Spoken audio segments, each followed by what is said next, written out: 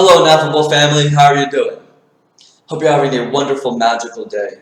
I want to tell you that you are a genius. You are special. You mean the world, and you are loved. Ineffable family, today's topic is a great one. Today we're going to we're going to redo the most viewed topic from 2020. Why? Well, I've started to edit just a little bit. I hope you noticed on the last video, I made my best attempts of, the little bit of information that I've learned thus far. We're going to continue to adapt and learn, so don't worry. And quite frankly, this is one of the most viewed videos. I've actually moved places since then. My current location to record videos here in my dining room is actually a lot better. The lighting, actually I have a window right here to my left. There's a lot more confidence. My voice doesn't shake as much. So all in all, I wanted to redo this video. I wanted to do it again because it is the most viewed video that we have. And, well, the video is, who is Sadhguru? Who is Sadhguru? So, this is a great video, and I really want to take time to dive deep into who is Sadhguru, who he is to me. And before I get started, I just want to throw a couple things out there. The purpose of this channel is to share my journey from suffering to liberation. I lived through some traumas, through some suffering, abuse as a child, adolescent, and I've caused myself some later on in my adult life. And now I can look back and say, wow, I decided to be the hero of my story. I don't want to be the victim. I want to be the hero. So this channel is simply that. This channel is not to say who is better, who is worse. We're talking about religions, right? We're talking about dogmas, beliefs, and perceptions. Now, sure, whenever I speak my truth. So I will say this, and very firmly and affirmatively, I will say this has helped me. But this is no way, shape, or form saying, hey, you know what? This is the Alpha and the Omega. This is the only truth that there is. Now, I just wanted to get that out there because we're getting into the spiritual teachers, we're getting into prophets, we're getting into that realm of things. And I don't want you to be turned away from what you can gain from this video and all of the rest of videos just because I might say, hey, this individual, this book has really helped me. Now, getting into today's topic, who is Sadhguru? Well, this is such a great topic that I could really talk about for, I don't know, hours and hours and hours. On a daily basis, I read scripture, I read text from Sadhguru on a daily basis. You can put any video there is on the internet of Sadhguru and push play, we'll be running it through, and put pause. And I can almost 99% of the time finish his phrases. Now, of course, he speaks Sanskrit, so if it's one of those videos, then I most certainly cannot complete his phrases in Sanskrit. However, he is an idea. He has, risen himself, if we may say, to a degree of no identity, of disassociating himself with his body, with his beard, with his long hair, to the point that, if you think of his name, if you meditate on Sadhguru, it's an energetic charge. He is a vibration. He, again, is an idea. He is a picture. The best way to put this, if you think about kittens, right, like YouTube videos, if you go on YouTube and put happy kittens, well, there's a connotation behind those type of videos.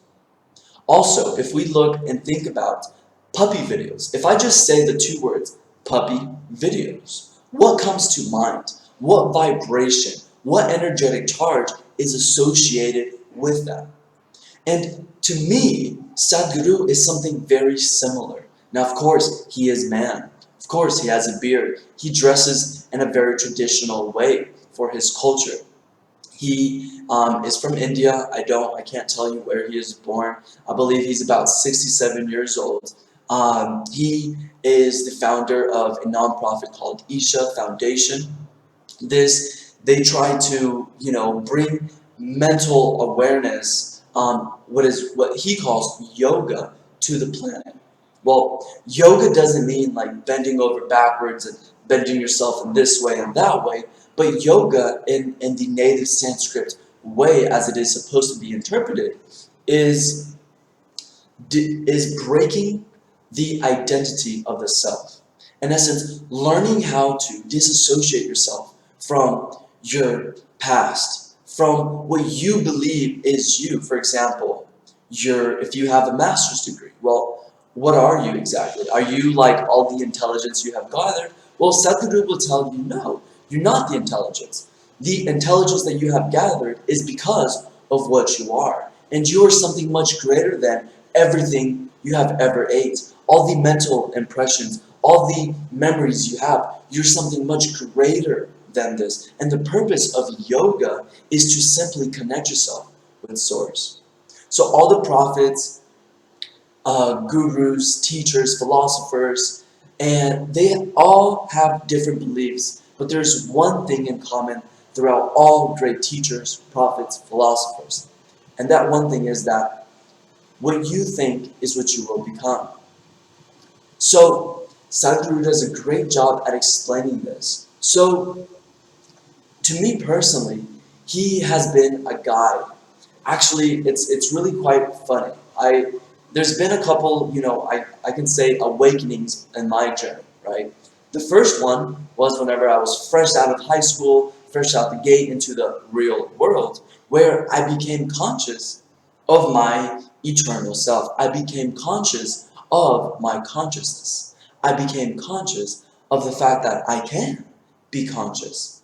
And it was funny, interestingly enough, one of the first things that I looked up, I don't know why, right? It's that non-local intuition that I looked up after, opening myself up to, oh, I can be a conscious person, was the third eye. And one of the very first few people that, I brought to myself or that God brought to me or that they pulled me to them, it doesn't matter which route it goes, but what happened was Sadhguru, one of the videos, was from Sadhguru. And I started listening to him from that time, about a couple of years ago, 3 or 4 years ago, and to present day, when my world opened up to what it is to live through the heart, there he was again. Once I started drinking from this fountain of, light and love, the first thought was of Sadhguru. Now, he is an amazing person to myself. He's helped my journey, and he has, like I said, a non-profit organization that operates all around the world. He feeds about 10,000, or his non-profit feeds at least 10,000 mouths daily. Now, I've seen the comments on different channels and belief system about Sadhguru and, oh, he's just, money hungry and all of these things. And again, every perception, commentary, idea is welcomed, right? Now, from my journey, I see that, like he says, when he was 25 years old, his life energy started going full-fledged. And he noticed that if he could just sit here with his eyes closed, and he felt amazing. He was in ecstatic states of being without having to do anything. And he decided at 25 years old that his purpose was to teach people how to do that. Now, my purpose is similar. My purpose is to help raise the collective consciousness, show people, almost pick up his works, right? Almost keep going in that journey. So now he's reached and helped over 500 million people on the planet. He has over 9 million volunteers. He's spoken with people and has videos. Recently, actually, in 2020, he's done a great job to reach out to mainstream people. Some of these is Mike Tyson. Mike Tyson asking him, hey, Sadhguru, what are we going to do moving forward into 2021? He's been welcomed into the house of Will Smith, and he has spoken with his family. He has answered their questions, concerns, and the like. Alexander Ludwig, he's done a Zoom call with him. If you don't know who Alexander is, he is Bjorn Ironside. the son of King Ragnar Lothbrok from the series Vikings, a wonderful series if you have not started, but there's a lot of series, so if you like something quick and short, probably not for you. So it's interesting, right? I found so much interesting and appreciation when I saw, oh, Sadhguru, you're reaching out to famous people, to the mainstream public. That to me was amazing because it shows me that, hey, wealthy people, famous people, actors, boxers, professional athletes, they're just like you and me. They want to know a little bit of, they want to have substance in life. They want to have a profound life. They don't want to just live on the surface. And a lot of us can very easily believe that billionaires and famous people, they just like money and they just like drugs and women and cars and Rolexes and what's that watch called? Well, it's not that important, so just let it go. But we see that we're all human. We all want to have a depth to life. We all want to at least feel when I go to sleep at night, hey, I feel like I have a pretty good understanding. Part of that understanding is built on knowing that I don't know anything, but at least I'm okay with this. It's not turmoil in me. I've transmuted my ignorance. I've transmuted my lack of knowing to a place of understanding, of gratitude, of acceptance. So that is what Sadhguru is. Now, on the other side, I'll tell you that he is his teachings in India, the mystical realms of life. Well, I can tell it best by sharing my partner. She recently got me a book. It's called Death, a story for every living human that will die, written by Sadhguru. And this story, he talks about the process of death, why we shouldn't fear it. It's an interesting book. But I will tell you that if you are starting into your spiritual journey, this is not a book for you. I like to believe that I can stand firmly where I am, alone or in a group of people, and speak my truth based on the experiences and the impressions that my external world has given me. All to say that I'm pretty confident of where I am. Doors open to new possibilities, to new learning, to new teachings. However, I am moving my boat in the direction that I want. But in this book, talking about the different karmas that there are, the different dimensions and realms that there are, it's phenomenal, the power of the human being. Talking about can people actually levitate? Well, yeah, if you learn how to create a not so heavy, dense, more buoyancy in your body, then there are individuals that can do that. Talking as far as reviving the dead. Now, to you and me, coming from Western civilization, surely these are things that levitation and bringing people back from the dead and all of these this realm of spirituality. These are things that aren't in our day-to-day life. These aren't things that we really focus into, give much thought or idea, and very easily say, yeah, that's not true. And look, I haven't seen someone levitate from my own eyes. I haven't seen someone bring back someone from the dead. But I do believe in the power of the human being. I do believe that if you dedicate your life to learning a specific sadhana, if I said that correct, which is basically a certain spiritual practice, then I do believe that you can achieve anything that you want. I mean, we have not so extreme versions of this with the Iceman. What's Will Hasselhoff, the breathing technique. I forgot his first name, but the Huff breathing technique. I mean, that's pretty abnormal, wouldn't you say? We have people also going 400 times above the normal brain activity. Dr. Joe Dispenza has testified, has done the research showing people going 400 decibels above the normal gamma brain waves patterns. What does this mean to you? That we have recorded people having 400 times more energy in their brain than what is normal. So that we can accept very easily because there's science and there's medical research and there's an investigation. But now in the spiritual realm, in the mystical realm, it's the same way. We see all these wonderful people doing all these wonderful feats. And it all boils down to what I'm going to end this topic about Sadhguru. His works, to me, he is the ace of spades. He is the pinnacle. He is the head of my table when it comes to my mentors. Why?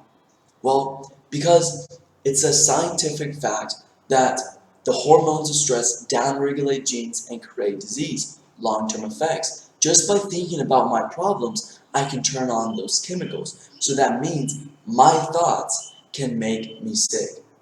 Also, proven fact that the human brain and body operate at its best under pleasant states. So whenever we are in stasis, when we are in homeostasis, when we are living through our parasympathetic nervous system and learned how to shut down intentionally, consciously, our sympathetic division that is responsible for our stress response. Well, yes, Sadhguru can talk to you about death and, coming back from life and other lives and past lives and, meditation and all of these things. But the seed of his teaching is simply this. The human being that knows how to create the kind of experience that he wants, well, are they going to create joy or are they going to create misery? Are they going to create pain and suffering? Or are they going to create blissfulness and ecstatic states of being? Sadhguru claims, as I claim, that we have the power to change our biochemistry, that we can consciously direct our emotions in a direction that is for our future, for our success and dreams, for our health and better immune system, or we can live where we allow the external environment to dictate my interior. That is the synapses of Sadhguru. Whatever you've heard from him, whatever you've read from him, whatever complicated or non-complicated, he is a pragmatic man. Pragmatic meaning there is a solution. There is a step-by-step way to reach nirvana. This is not just, meditation and mumbo-jumbo, tree-hugging, hippie nonsense. No. This is science. This is engineering. This is what is possible if you speak within yourself. What is possible if you learn to create the kind of experience that you want for yourself? Now, this is much different from the Western world where we need everything external. We need a book. We have to surrender our power to a certain deity or a certain god or a certain person. This is much different than what the science and medical of the Western world teaches us, where, forget the root cause. Let's just give you the solution to the symptom and everything is going to be okay. All this on the surface. Spirituality, Sadhguru, this channel is to show you that you can have direct access with everything that exists. You have the ability to change your state of being by directing your thoughts, by directing your imagery, your imagination, and your emotional states. And this isn't just something that sounds cool and a tagline. Change your biochemistry. This isn't a bumper sticker. This is real. These are real people having real results, resulting in real things. And again, this is like dropping an apple from a tree, from a building. It's going to fall. That's a universal law. You doing certain things, pointing your thoughts in the direction that you want, showing yourself, showing God, all of the universe, and yourself how you want to feel day in and day out, and having your actions reflect your truest desires, well, there's only one end result for that, and that is called nirvana, that is called heaven on earth, that is called having the life that you want. I haven't said $1 billion, I haven't said a Rolls Royce, I haven't said a Rolex. I've simply stated that you showing yourself, God, and all the universe, what you want out of life, by pushing your thoughts in the direction that you want, by creating. Now, again, creating, this is conscious doing, conscious internal activity. taking charge of your emotional states, to pointing them in the direction that you want and having your actions reflect, then your life will begin to move in that direction. That is Sadhguru. That is the idea. That is the guru, the mystic, the person that is unforgiven. That is one of my greatest mentors. And I wanted to take time to share my perspective about him with you. Now, one thing that is very important that I should get off the table, I have not personally met Sadhguru. All of my, liberation, all of my insights, all of my vision, all of my teachings have come through reading, meditation, contemplation of his teachings, of his books, of his words, of who he is, of his spirit. But I do hope that in the near future, in the next year or 2 years, I may travel over to Isha Foundation and interact with him in a personal way and form. Ineffable family, this has been my video on Sadhguru. Please put down in the comments, what is your experience with him? Have you ever had an experience, whether in person or virtual? Have you read his books? Do you listen and watch his videos? And also, what is your strongest mentor? This is so important. If you take anything from this video, it should be to have a deck of cards of people that you call mentors. Some of mine, doctors, Dr. Joe Dispenza, Dr. Bruce Lipton, financial mentors, Bruce Lipton, Grant Cardone, Robert Kiyosaki, and I also have spiritual mentors like Sadhguru. So who are your mentors? Mentors are so important for so many things. This video isn't talking about mentors, but I invite you to find your mentors in every walk of life. Nutrition, finance, literacy, and also the spiritual realm. So put down, what are your deck of cards? Who are your mentors? Ineffable family, I hope to see you next week on Side of Light. Goodbye.